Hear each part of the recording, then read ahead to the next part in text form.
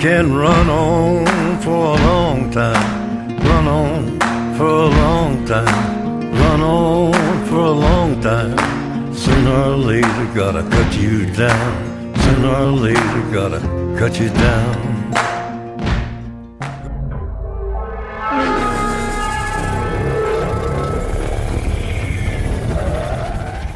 Bonjour et bienvenue dans Alien Info, l'émission qui vous donne toutes les infos sur les aliens. Lors du dernier épisode, les Kerbaliens ont pas fait grand chose, on va pas se le cacher, mais ce n'est pas parce que tous leurs projets de conquête spatiale sont tombés à l'eau et qu'il y a 3 d'entre eux coincés sur Duna que tout s'arrête. D'ailleurs, ils n'ont pas attendu pour partir toujours plus loin, en envoyant une nouvelle sonde explorer leur système solaire. Bah, c'est vrai, ils pourraient aller sauver les 3 autres sur Duna, mais pourquoi faire ? S'ils veulent vraiment aider à la conquête spatiale, ils ont qu'à décoller de leur planète avec leur jetpack là, et rentrer tout seuls. Bah oui.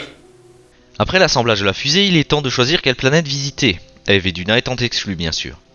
Il y a Moho, très proche du Soleil et sans atmosphère, Dress, une planète naine entre Duna et Joel, qui est la géante gazeuse qui a retenu leur attention, et plus précisément, toutes ses lunes. Le voyage de la sonde se déroule sans encombre, mais putain tout ce qu'ils utilisent comme carburant. Ils connaissent pas l'assistance gravitationnelle. Ou alors ils savent comment ça va finir s'ils essayent. Bref, maintenant que la sonde est en orbite autour de Joel, il y a 5 possibilités, et croyez-moi, le choix va être simple. On a d'abord Paul et Bop, 2 très petites lunes qui ne peuvent décemment pas être considérées comme des planètes. Non mais regardez-moi ces tronches. Ensuite vient Tilo, qui a la même force gravitationnelle que Kerbin, mais sans atmosphère pour ralentir la chute. Un atterrissage risque d'y être compliqué. Ensuite vient Val, qui est comme Moon en plus grosse. Et enfin la dernière.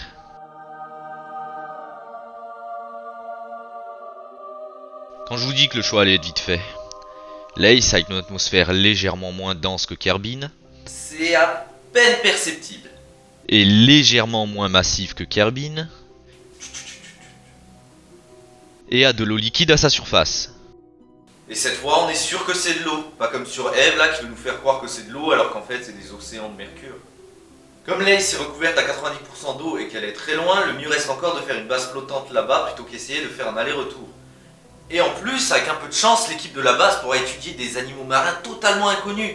Alors voyons voir comment se passe le lancement. Dommage, ça avait bien commencé pourtant. Bref, après ce décollage foireux, un autre très long voyage et des dizaines de tonnes de carburant gâché, la structure arrive sur le système Jolien, se fait propulser par la planète à environ 5742 mètres secondes en bout de piste et se fait intercepter par Lace. Et là, il faut décélérer. Bref, vous avez compris, accélérateur c'est très lent. Ah, c'est presque un refus d'obtempérer. Mais maintenant que tout est en place, la base est prête à être installée. Ouais. Enfin, moi j'y crois pas trop, hein, mais bon, on va voir comment ça se passe quand même. Hein.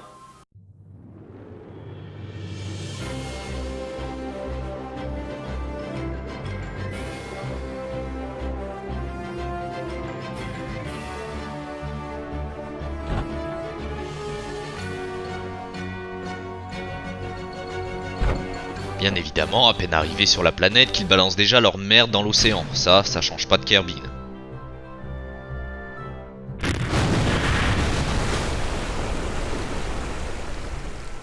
Putain, ils ont réussi.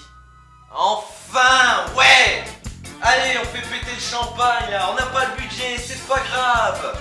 Enfin une mission réussie. Et là, le premier Kerbalien sort, retire son casque et... l'atmosphère est respirable. Oui, il y a de l'oxygène sur cette planète. Non seulement ils réussissent une mission, mais en plus ils se posent sur une planète où il y a de l'oxygène en quantité respirable. C'est vraiment magique. Hein ? Comment ça, une autre mission ?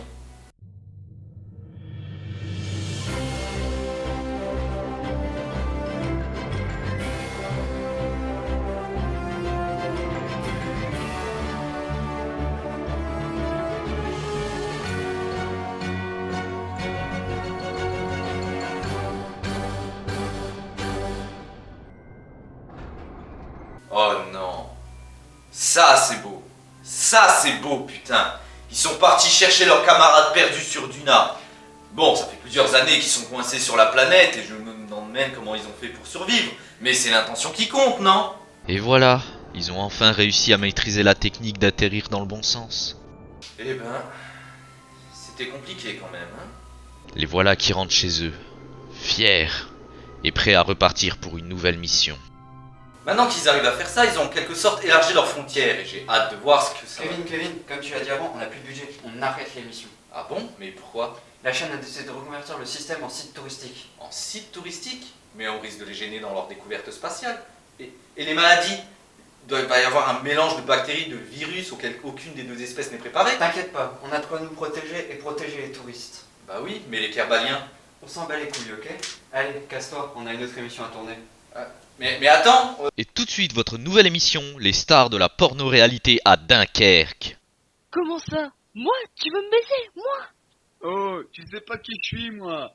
Bien sûr que oui. Bah vas-y.